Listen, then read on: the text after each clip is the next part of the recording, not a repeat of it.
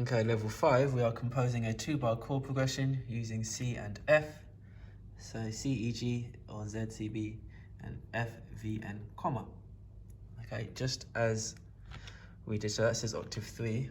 So I'm gonna add, and I'm gonna go with strings.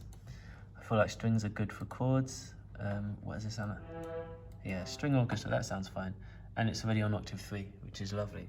So Z, remind ourselves of the notes, Z, C, and B, then V, N, and F.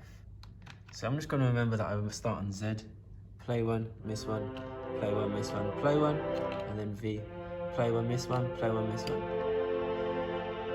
And there we go. So let's just record that in 1, 2, 3, 4, 3, 4.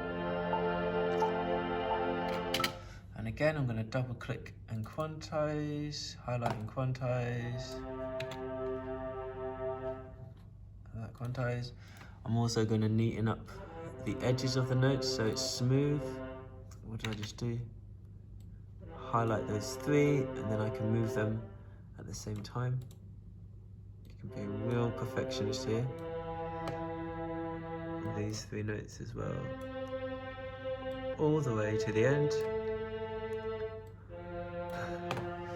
There we go. I'm going to take off the metronome. Sometimes it's nice to take off that click when you're listening back, but when you record, make sure that click is always on.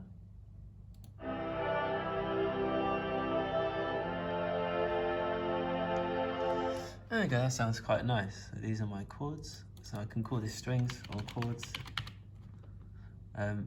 If you rename it before you actually start recording, it saves time, by the way. Okay, there we go.